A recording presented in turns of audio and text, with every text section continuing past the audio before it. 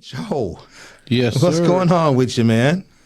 Oh, I can't call him my brother. I can't call him. Fighting that snow like everybody else. Yes, indeed. I think they said we officially got 5.5 inches in the metro. Yeah, I don't know. I think it was not as windy or as cold, I believe, as they were kind of anticipating. So and we did not get any rain, which I believe kind of helped, some of the roads. Mm-hmm. But there was still some slick spots. There was still a lot of fender benders and things of that nature that State Patrol and other various law enforcement agencies kind of responded to. But we did not hear of any deaths, from any accidents. So that was a plus. Absolutely, because cars and things of that nature can be fixed. Yeah, I did see one or two cars kind of turned over to the side of the road the other day when I was heading back toward Brooklyn Park here. There was a car on the side, so I hope that guy or person was okay. I saw a couple of trooper cars out with it and that, but it appeared to be a secure environment. So Okay. Well, as always, man, it's a lot to be talked about. yeah. A lot to be talked about, but unfortunately, Miss Queen, our guest today, was not able to be in the house tonight. Mm-hmm. So we wish her well, and hopefully that she's going to be able to make it safely. The things that she needed to do this evening, and again, she and many others are always welcome to kind of come back on the show whenever you are ready. Got to give a shout out to Brother KG, as I believe he's kind of going through yet another surgery. Okay. He's still kind of been in some discomfort and pain and things of that nature from his original surgery. I don't know exactly what originally kind of had him in hospital, but whatever it is, we wish him well and a speedy recovery, because no one likes to be in pain and feeling uncomfortable. True. That's for sure. Holidays is upon us. Christmas is right around the corner. Mm-hmm. So kids are getting ready to kind of be out of school for a little bit. So please make sure that you have some things for your kids to do. So then therefore they're just not out, in the streets, kind of engaged in activities that's not positive or productive for them. Because again, when that happens, they're either going to be a suspect, a victim, or a witness, which they don't need to be any other. Yes, and it's going to sound a little old school, but let's be responsible for our children until at least age 17. We want to make sure that folks are out there ensuring that the kids are dressed properly for those kids that are walking or catching the bus to school. And just, make sure they're being accompanied by parents. I've heard some things over in St. Paul. They had a situation where a young man saw a 6-year-old walking to school without the proper attire, and he was afraid to give her a ride because he didn't want someone to think the wrong thing. So he kind of walked with her to school, and he was a little disheartened when the school kind of, gave him a, who are you deal. Right. But he did get her to school safely, and it's just important that, as parents, you make sure that, your kids are properly dressed for the weather. And it's even more frustrating, that we have kind of lost that art, that mindset of it takes a village to raise a child. And we have to be mindful, and sometimes it kind of overwhelms us because we can't do the things that we want to do as responsible adults, to help our youth because because of the optics, that it may seem, right? So, but again, kudos to that gentleman who was able to kind of get that young lady to school. But there's a lot of children that are out there that face that same thing every day. Yes. When we talk about children, one of the things that I am a part of is a network for exploiting and missing children.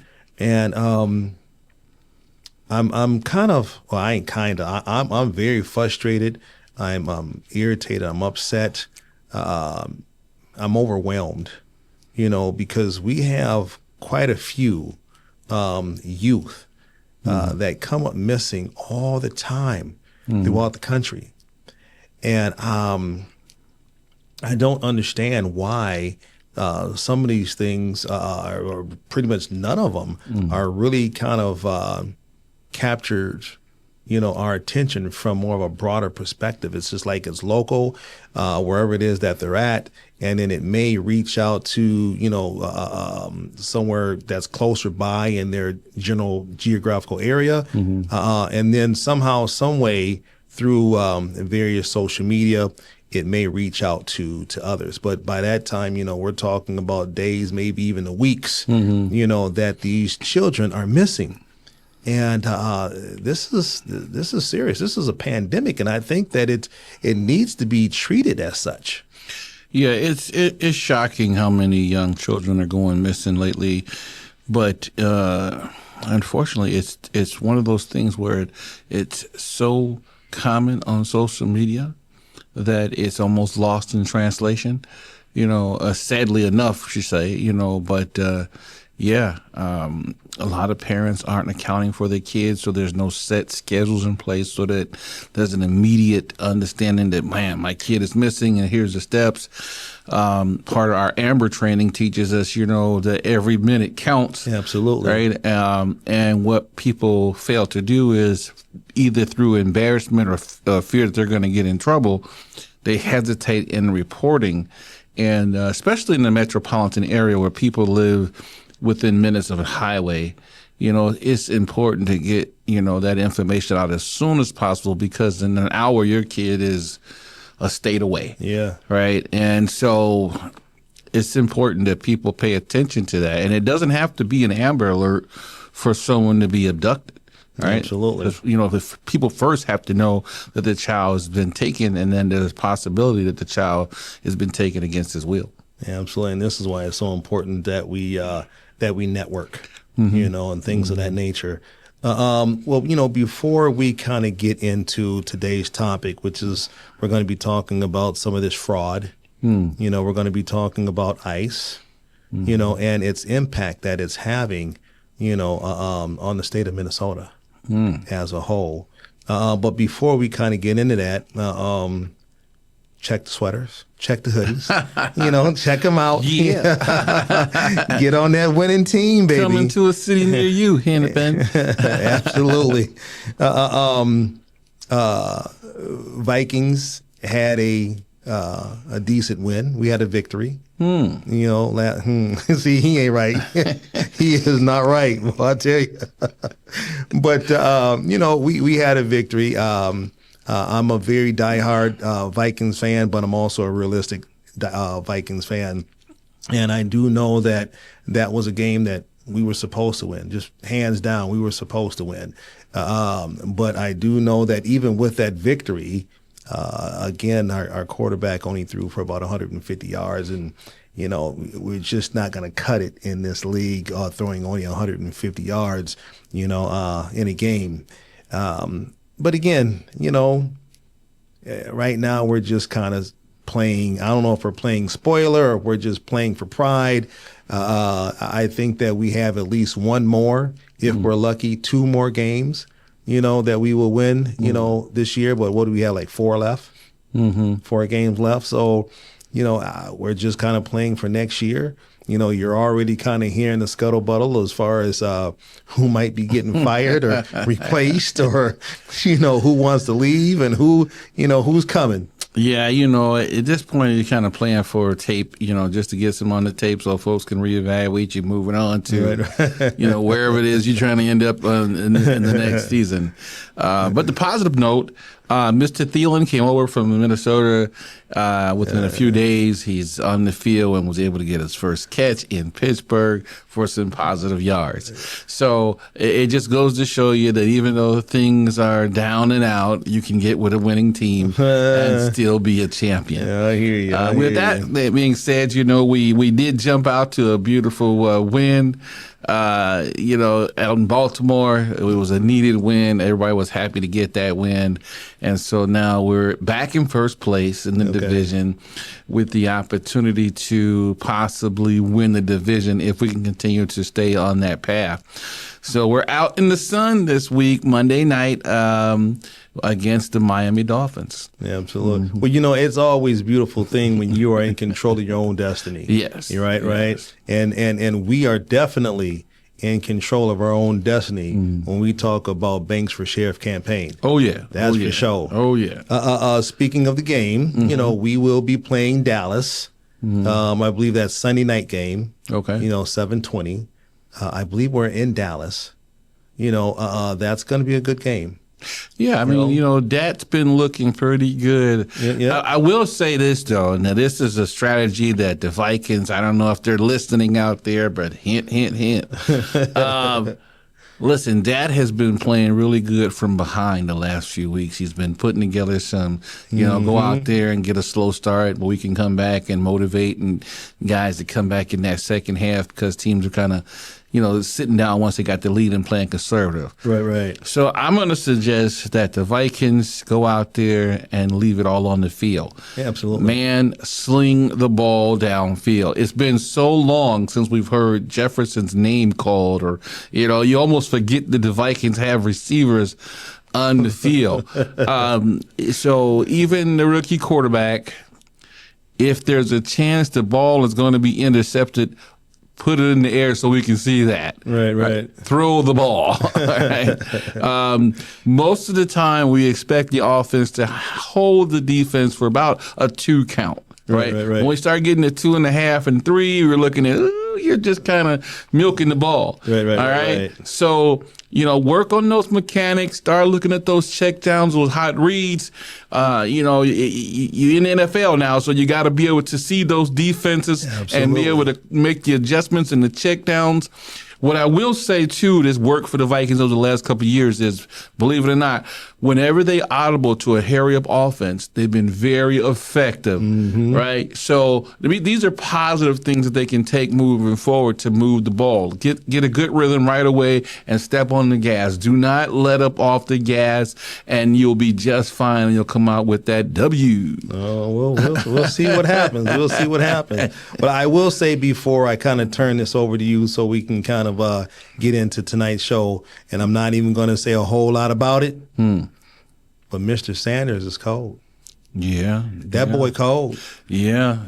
Almost 400 yards offense. And when you look at it, you go, somebody's going to get fired, right?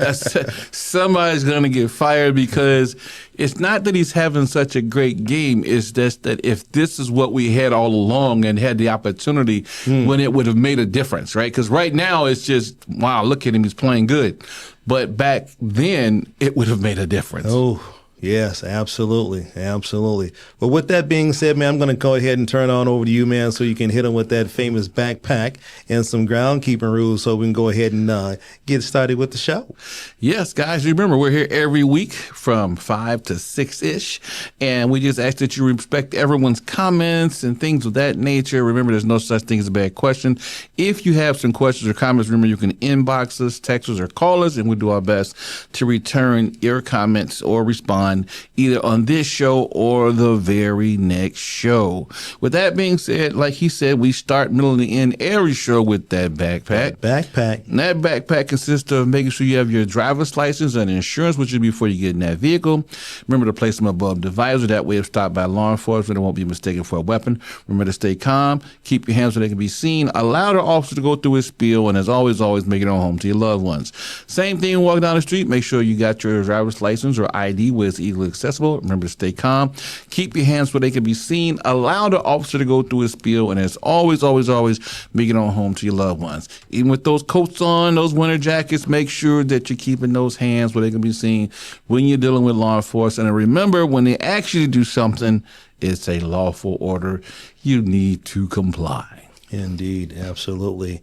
Well, I will say this here, man, and I want you to kind of please elaborate on this, because I think this is something that we need to kind of get out each and every week, because I think I know it's just that vital for people to be educated on what they need to do and how they need to do in order to kind of stay safe, and also understand when we're talking about lawful orders and things of that nature.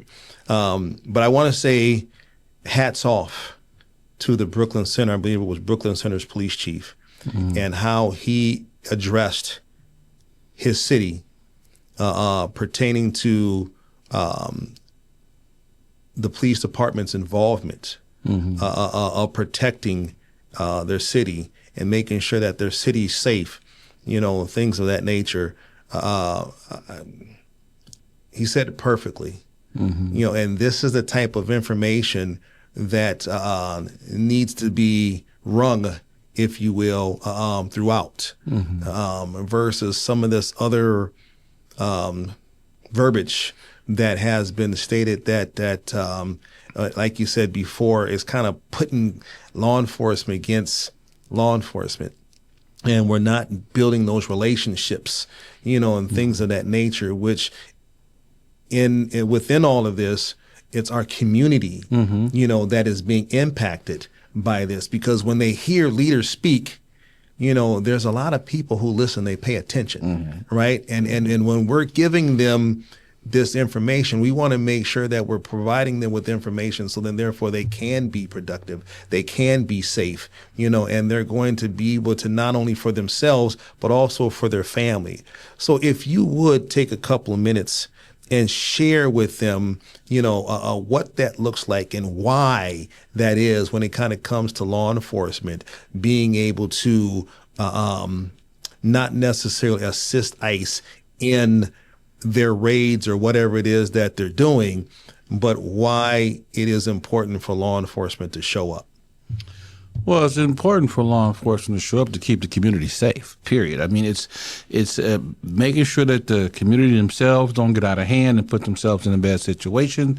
It's also making sure that the other law enforcement partners are following the rules and guidelines and the laws, and are treating the citizens themselves with the proper respect, and that they have the proper paperwork in place and things of that nature. Remember this, what we're talking about when it comes to immigration is a civil process in which people are being told that they need to be in compliance with this, federal guidelines to be a citizen. And local law enforcement are not ICE agents, okay? Well, our job is to keep the community safe as a whole. Now, our partners, if they're doing things right, they're notifying folks that I'm going to be in your backyard, here's who I'm looking for, and here's where we're going to be. Right. And so it's incumbent upon law enforcement to be there, because if something goes awry, you're going to be called anyway, right? So it's incumbent to be there, to at least have someone there to ensure that everything's on the level and people understand what's happening, and that we can inform the community as much as possible on what these guys are doing when they show up. So it's good if local law enforcement is aware and in that meeting and know what's happening, because then they can calm citizens down by saying, hey, this is what's happening. These guys are doing this. And, we're not just snatching people up based on their ethnicity. Absolutely. Well, when we kind of, speaking of ICE, there was a couple of different situations that that recently occurred. One is that they were over at Cedar Riverside apartments, and they were looking to take individuals into custody and or perhaps just detain individuals for various different reasons. But there was a lot of pushback and conversation about them not having the appropriate warrants or paperwork to be able to support whomever it is that they were looking to take into custody.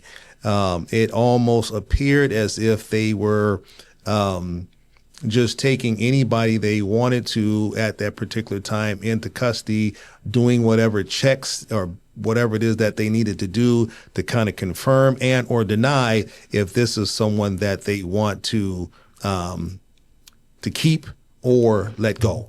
Mm-hmm. And so I was just looking at just a quick little footnote here. The probable cause requirement for a warrantless ICE arrest, meaning that ICE doesn't necessarily have a warrant in hand at the time, but they still want to make an arrest. And the policy and statute requires ICE officers to establish that, one, there is probable cause that an individual is in the United States in violation of the U.S. immigration laws, and two, that there is probable cause that the individual is likely to escape before a warrant can be obtained for an arrest. So, I mean, those are two important factors because, one, they must have prior knowledge, right?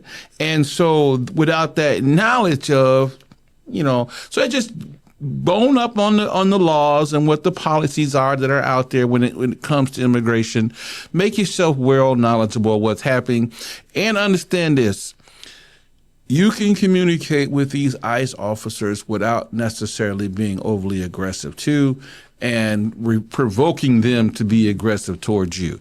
And so we just need to make sure we're using proper language, staying calm, using our local partners to be our buffer zone in between. And as a community, we can get this done. Well, it's kind of interesting because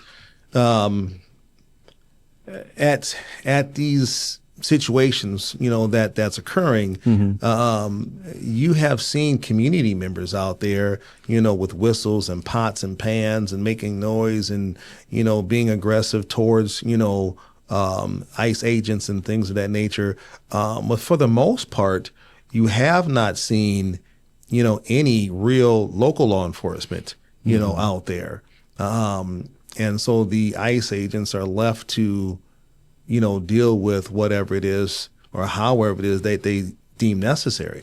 I think a lot of local agencies are in the dark or in fear that it will appear as though that they're in some fashion enforcing ICE policies. However, I think it's important and incumbent upon them to be present because, like I said, you're not enforcing immigration. What you are enforcing are the laws and policies or ordinances within your city limits. Right. And so you still need to be present to make sure that law is being abided by. Absolutely. Now, that doesn't mean, you need to be going out here, we're going to be arresting ICE and all that. That means that you need to take an initiative with the leadership to get in those rooms and find out, hey, are you guys going to be on the ground in our town? And if so, kind of what's happening. We're not the enemy. We're friends. We're all here to keep everybody safe. This will ensure that ICE is able to get in, do what they need to do safely and get out. This will ensure that the community members are being treated fairly and properly. We want to make sure that we have the proper paperwork in place to identify those folks that need to be escorted in whichever direction they do. And in the event that these folks are citizens and are properly documented, we want to make sure that they're rapidly released at that time and point too. Absolutely. Well, I do know that there was a video that was just released, and I have not been able to confirm nor deny if this is an authentic, video, but it is a video nonetheless that's over social media about a New York police officer that was challenging ICE agents, and it was nice to see that officer in this video, right? That he was standing up for the safety and security, of his community. Absolutely, where he's taken an oath, to do just that. I mean, that's the nature of the job. We're protecting those who can't protect themselves. Absolutely. But again, we kind of go back to this and how vital it is for local law enforcement to have these relationships, with ICE or any other federal, entity, because when we are as far as law enforcement, in a public place like that there, and you have two law enforcement agencies kind of going at it like that, that's not a good look. So, like I said, Minnesota has put that caveat out there and added that extra little donut to it, if you will, for lack of a better term. But again, when using force in the state of Minnesota, they've gone far enough to say, is it reasonably necessary, right? Was the force utilized reasonably necessary? So, and you should ask yourself that when you're out doing the job, do I need to grab him up? Is it really reasonable that I do so? Or maybe I don't have all my ducks in order. It's easier to say, you know what, let's back off, come back a different date and time. Remember, the goal is always to gain compliance. And I think, and this is to our federal partners too, I think that we all benefit when we share that information, when we communicate with each other, and therefore the transition is a lot smoother. Absolutely. Right? You know your city better than I do, so I need to know, what intel you can give me. I can give you the individual I'm looking for, the address. You can even go by and assist to make sure that it's a safe environment. But at the end of the day, like I said, local law enforcement are not ICE agents. They're not out rounding up people, right? Their job is to keep the citizens safe either way. Yeah, absolutely. And so when you talk about sharing information and things of that nature, it sounds as if it would have been beneficial to let the school know, and other local law enforcement entities when they was over at Augsburg. And they were looking for a particular individual for some form of sex crimes or something like that there. Obviously, they sound like they did not share this information. They did not give anyone a heads up that that they were coming and who they were looking for, whatever the case may be. And then we had yet, another situation to where, Mace, was deployed and, things of that nature. Again, was it reasonably necessary? Absolutely. See, I think the thing with people is we're not saying you couldn't make your arrest, but it need to happen at school with a school full of kids. I mean, you got to look at it like this here. You got good knowledge of the guys there. You got eyeballs on them, right? There's no reason why you couldn't have made sure that he was away from the school. And I frown any time that we have to, and I know our law enforcement partners have to carry firearms because, we all do. But it's always frowned when we get guns and schools and kids involved. So it's always a kind of like make sure that we're considering the other factors there, the risk factor of these other kids. Because if this goes awry while school is in function, we have so much collateral damage that we have to account for. So that's why it's important that we minimize the exposure to innocent parties as much as possible. Absolutely. And so the rules of engagement are very clear, right? We don't need to be engaging people unless someone's immediately in threat when they're surrounded by those people. If we can take them in a different situation, lesser collateral damage, then let's do that. But I don't think you should be, rushing inside classrooms, with assault rifles and that nature, because you're going to get the same response. At first off, the shock and awe factor of people going, whoa, what's happening? And then the second part of it is, who are you, right? And then the mind says, oh, okay, now I need to comply. You're law enforcement. And that's kind of how it happens. You're going to get attacked every time because, we've had so many school shootings and that people see you rushing in masked up with guns. They don't know what's going on. Right, absolutely. Right, so. Absolutely.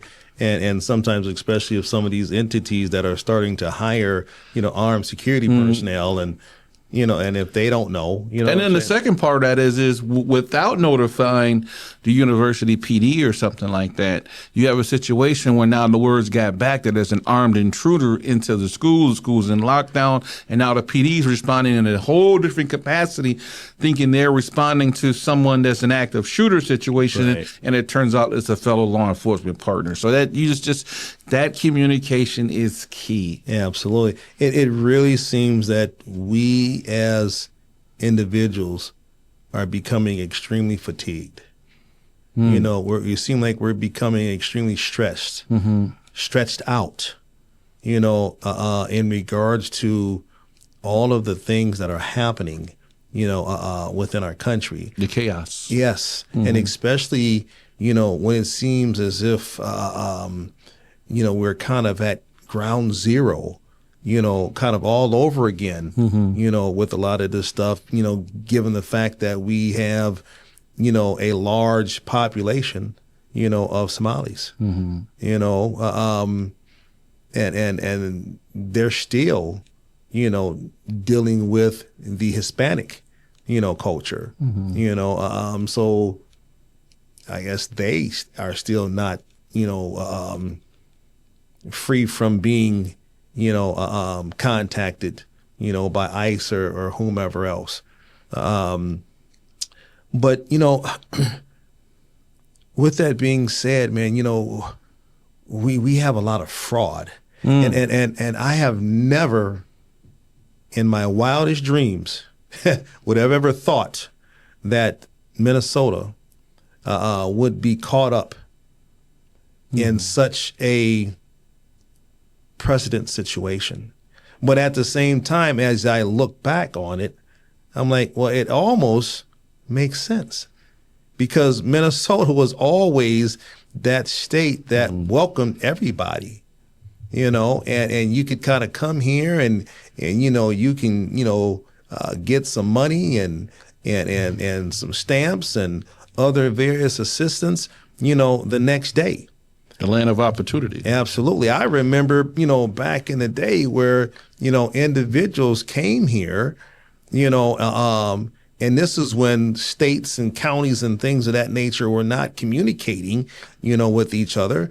And individuals was getting assistance here while getting assistance, also in another state. So when you kind of look back and you start kind of putting two and two together, and individuals or entities not having their I's dotted and T's crossed, then it was like prime picking. Well, I think it's important that we put in place the protocols to be able to identify fraud at a faster rate. However, the downside of that fraud is that the folks who actually need the services don't get it, right? And when you start closing down programs that a lot of these folks who are less fortunate need, that's the real damage, right? That damage goes deeper than the money that was stolen, because when you have people who are homeless who can't get housing because those programs don't exist anymore, when you have people who can't get the proper food anymore, and it's unique because I'm going to tell you this, and Minnesota is notoriously known for, if you can't do anything else, you could always find something to eat or find food in Minnesota. It's always been a food pantry or a food shelf somewhere for folks that you could point them to the way they can get some food on the table. The downside of that is, with those programs being gone, the food shelves are hurting because not many people are able to donate anymore. Yeah, the funds aren't there, and the support's not there, and so that's a really big downside to the fraud because of those bad actors. But I will suggest that our leadership figure out a way to be a little more accountable, because everybody understands the process of fraud doesn't work without co-conspirators, right? You have to have co-conspirators on the inside in order for the fraud to be able to function, meaning there's a checks and balance somewhere, and someone along that checks and balance has to be the person that's greasing the wheel, right? And it's kind of hard not to grease that wheel without the knowledge of something that is not there, that's supposed to be there. So even when I investigate cases like this, I think I look at who stood to benefit the most, and then follow the money, right? So it's hard to say that something of this nature would occur, and folks are saying, well, we didn't know. The real thing that you fall back on is, what was the original framework? What did you send them out there to qualify for? Did you say, I need you to meet this and that standard, and we're going to check, and here's how we're going to verify that? A lot of times when it comes to grants, what are we asking for? Statistical data, right? Here's how it is when you got it. This is what your plan was to make it better. And at this point, how many people did you actually serve, right? And so, and last but not least, are things better than they were when you started? And so you have to have checks and balances along the way to ensure that you're checking those things sooner. Absolutely. And it's not just so that you can catch fraud, but so you can tweak those programs to ensure that they're reaching the folks that they're meant to reach. Absolutely. Absolutely. Well, I will say that there are a lot of positive and productive and strong nonprofit entities that are out there doing fabulous work every single day. But I do know that I spoke with one of those nonprofit presidents today, and he was basically stating because at this point in time, the number seems to have reached like a little bit over $1 million or so that they have been able to articulate that's missing, and they're talking about this money has went overseas, to front other various different businesses or, criminal activity, whatever the case may be. But, this is money that the Minnesota, is not going to be able to see again. We're going to be seeing a fraction of that being returned. And that's only if, individuals were silly enough to put cars or homes or whatever else in their name, and then therefore they can seize that, sell it, whatever the case may be. Like I said, follow the money. Don't just look at the people who were caught, right? A conspiracy consists of co-conspirators. And so I think you have to look at like the funding that prior to everyone being so upset about the funding, what about that money they were able to get out without Congress approval? So it was like up to like $3.5 million that they could give out in direct funds without having to account for it, right? Right. So what about, like organizations that got that money and things of that nature? Not saying that they all doing something fraudulent, but I mean, that could account for some of the money we can't account for. And so remember, the answer so far has been, well, okay, we're going to just stop giving them the direct funds without Congress's approval. But that didn't fix the fact that money is already out there, right? Right. And so who benefited from that money? Where'd that money go? I don't think it all went overseas. I think some of it is around here. Oh, absolutely. And I think we need to tweak some of those people. And then we'll start seeing, oh yeah, I did get $5 million, or I did get a couple 100,000 over here and there. And so those bad actors will then begin to roll over on the other bad actors. And now we got a full picture of, I think some folks gonna be a little upset with me when I say this. Well, let me tell you something. When we talk about fraud and co-conspirators and things of that nature, right? Don't misunderstand that just because all of the eyes, if you will, is on the Somali culture, not all of them, are bad or been involved in this fraud or whatever the case may be. But there has been also, some African Americans, some Caucasians that have also been involved in various forms of fraud, and things of that nature, here locally also in our backyard. And again, people, relax a little bit. I understand that we're all stressed. We're all kind of feeling some type of fatigue, and things in that nature. We're overwhelmed, but, this is why it's so important for you to, connect with your friends and your family, check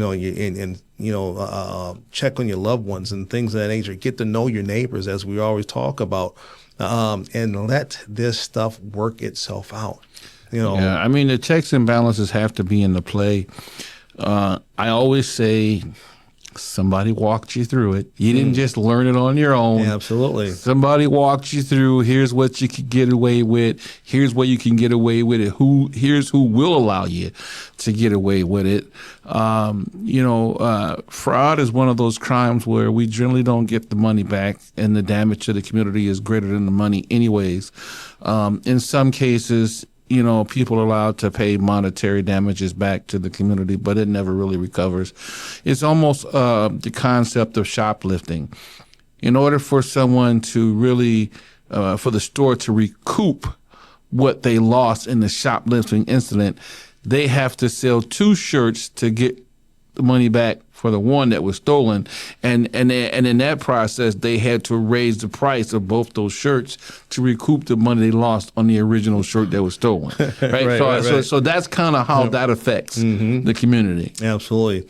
Well, I will say there was a gentleman by the name of Abdul Dahir Abraham, if I'm pronouncing his name correctly, that was just recently kind of taken into custody by ICE, and this gentleman was supposed to have some significant ties, to the Democratic Party, and it's just it's unfortunate that the optics, that such an arrest, has, on a party or individuals. But obviously he was in various different photos with different individuals and things of that nature. But shame on not only him, but any other individual that is out there taking advantage of scenarios, situations, individuals, as there's so many people that are always talking about having boots on the ground, doing the work, for the people, et cetera, et cetera. And then you go out and you do something that's not positive or productive for the people. Well, I will say this, one, this is alleged, and 2, however, this is what happens when you go to everybody but the people who are actually in the community doing the work with the funds. Right? If you pulled up on people or organizations that are already out there doing the work and struggling to do the work, but finding ways to still do it, then you would be able to just invest the funds into them and they could expand what they're already doing. But what's happening is one of 2 things. One, those grants are so unique in the language that those folks can't interpret them to get the funds and qualify. Or 2, their money is being given to a third party who is then telling these organizations you need to qualify. And most of them are going, man, I can't qualify for that, right? And they leave it be. And now these folks have this large chunk of money. And of course, as you know, greed has a way of shaking the brain. Absolutely. And they go, right? And so it's important and incumbent upon DHS and our partners over there at the Capitol to make sure that you follow up like you're supposed to.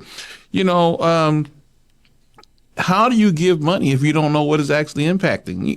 You know what I'm saying? If you don't go out there and see that there's people who do have drug addiction, there's people who are homeless, if you're not having conversations with them or really seeing what the need is in the community, then you're going to just throw money at it. Now, unfortunately enough, during the George Floyd uprising and the things of that nature, the government felt the need to just throw money at it to calm people of color down. And they didn't necessarily, follow through with the process properly. They just, let's throw money, make them happy. And there was no oversight. Right. And so when you do that and you don't give people a framework to work within, you can't really be too frustrated because you never gave them a playbook. Right. And then after this money is gone, you go, well, let's throw them under the bus. Shame on them. And we don't have to take any credit in that. No, where was the framework? Where was the standard operating procedures that you gave them to do so? And remember, just because you gave them money didn't mean they had the know-how, nor did they understand the expectation when the money was given. And so It doesn't make it right, but you have to account for everything when we're talking about the fraud and who allowed it to happen and who benefited from it. And the real question that nobody's asking is, did the people who need the services ever get the services? Right?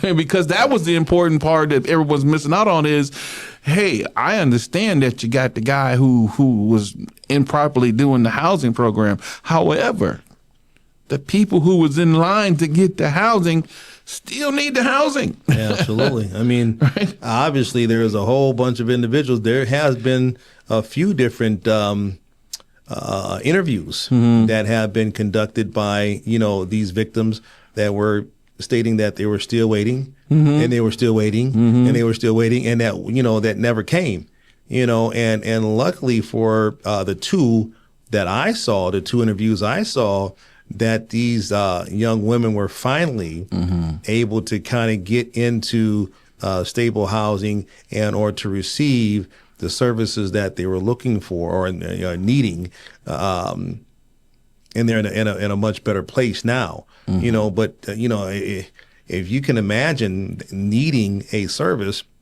and they keep telling you tomorrow, and tomorrow turns into a week, turns into a month, it's hard out here. It's really hard explaining to someone with a nice 4-bedroom house, 2-car garage, and heat, just how cold it is when you're standing on the corner living in a cardboard box or sleeping where you can.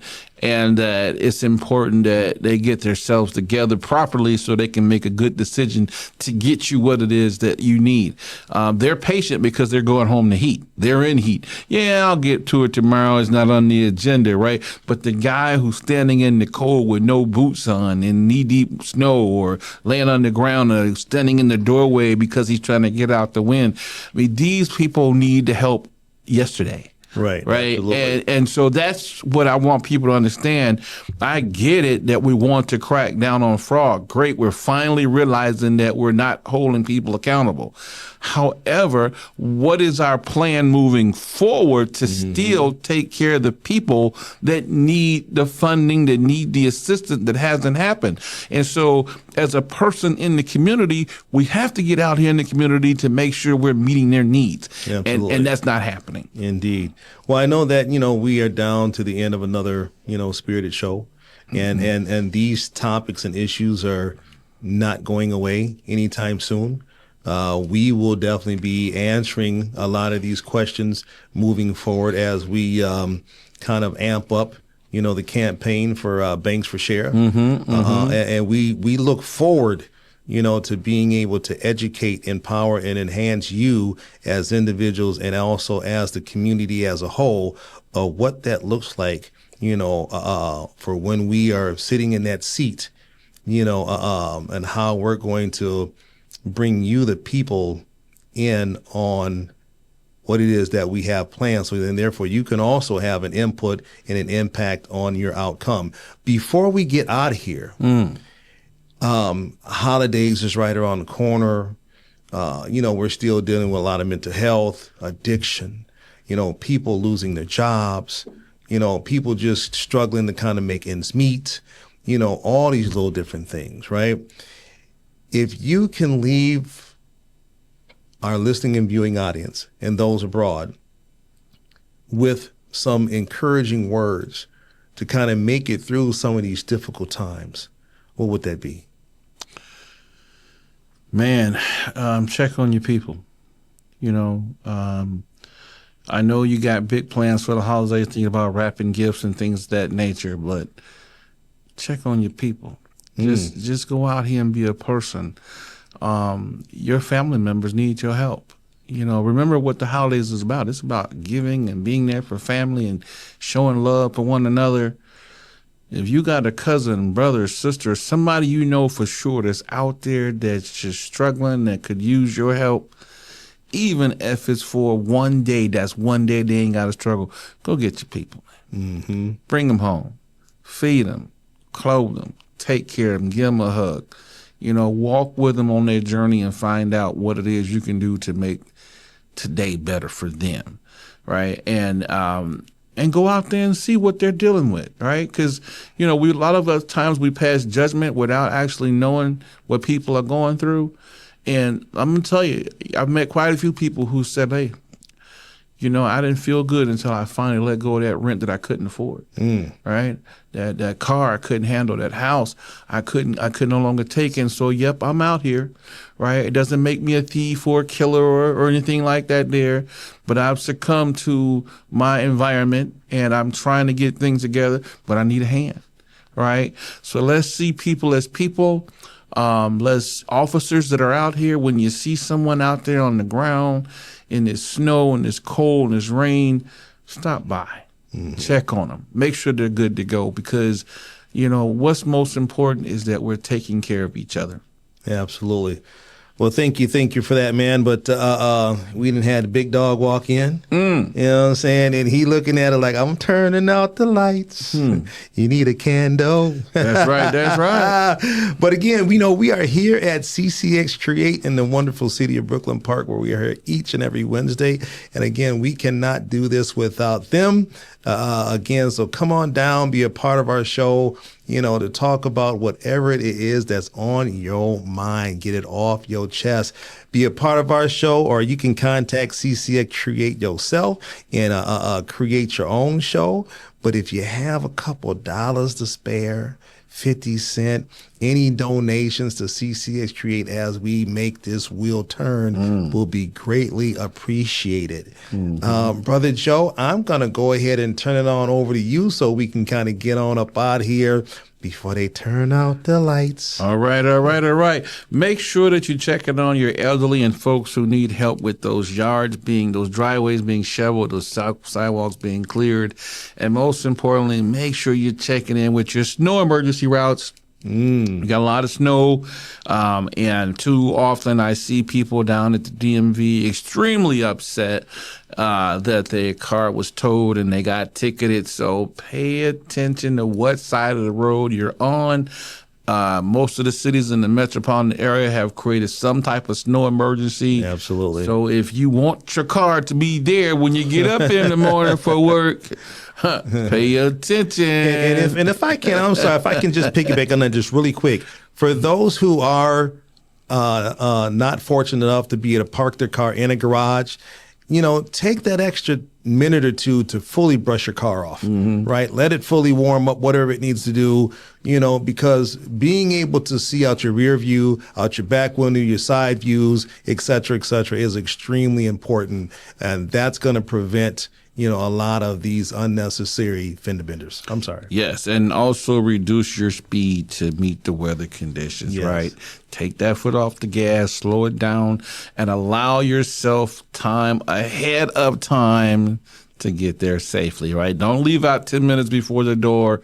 It's supposed to be at work, knowing that there's no way that going 90 is going to get you there in 10 minutes in the snow, all right? Except that you're late. Slow it down, make a phone call, and I'm running behind. The snow's got me there, and get there safely. That's their overall goal, is to make sure we make it there and home safe to our loved ones. With that being said, we hit you with that backpack. That famous backpack. And that backpack consists of making sure you have your driver's license and insurance with you before you get in that vehicle. Remember to place them above the visor. That way, if stopped by law enforcement, it won't be mistaken for a weapon. Remember to stay calm. Allow the officer to go through his spiel. Keep your hands where they can be seen. And as always, make it on home to your loved ones. Same thing when walking down the street. Make sure you got your driver's license or ID where it's easily accessible. Remember to stay calm. Keep your hands where they can be seen. Allow the officer to go through his spiel. And as always, make it on home to your loved ones. Make sure, officers out there, that we are being safe, staying warm, and being reasonable to our citizens, right? Yes. I'm sorry, but when you talk about reasonable, this just came to mind. I can't remember exactly what state it was in. However, the officer was driving down. He saw a gentleman at the pump. The gentleman was waving the pump. He thought he had a gun, and he thought he had a gun. Yes. Come on, Mr. Officer. Come on now. Yes. I'm just gonna say that was absolutely ridiculous. Yes. But yes. that's another show. because we got to get on the fire. Yes, guys, yes. But, it's important that, be reasonably, be safe. And remember, control doesn't always mean physical control. Communication is key. Absolutely. My name's Joe Banks. And I'm Anthijuan Beeks. And we just talked about it. Peace.